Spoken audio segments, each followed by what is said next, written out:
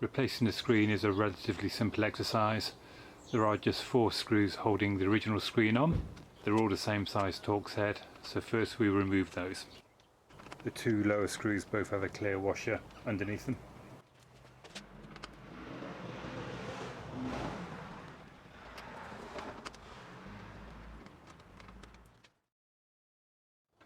The screen then pulls off the 2 lower rubbers.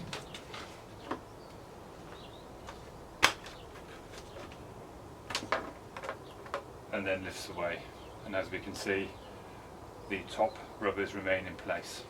All 4 rubbers do act a little bit like raw plugs in that as the screw is tightened it compresses the rubber behind and therefore holding it in place.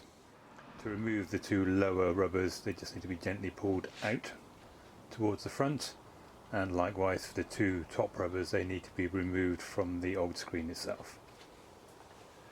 It is a bit fiddly and there is a danger that if you tug hard you will tear the rubber.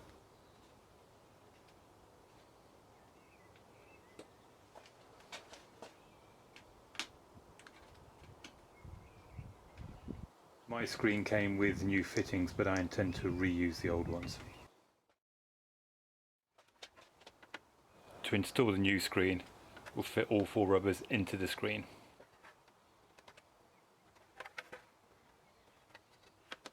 To refit them I'm pushing the rubbers in from the back side of the screen. The top 2 are in place, now the bottom 2.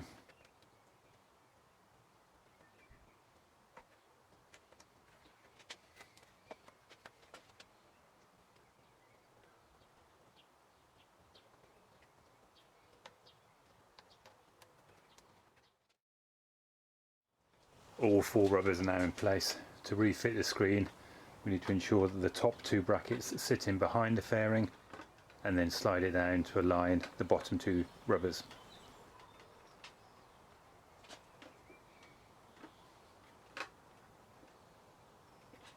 And then carefully push the bottom 2 rubbers into the respective holes.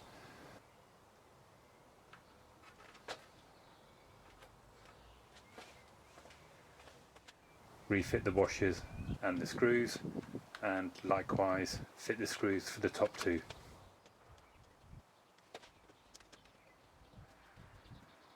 For the bottom 2 I am using the screw to push the rubber right through to make sure it actually sits in behind the fairing.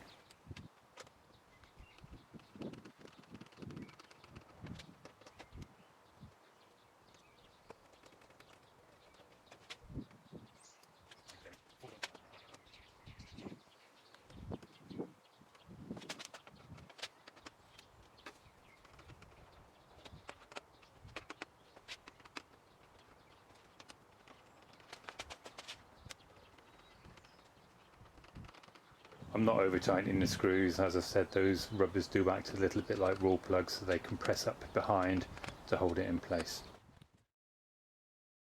This particular screen is called double bubble, so it has a bulge at the top in the middle to bring it a little bit higher, and of course unlike the OEM part it is smoked.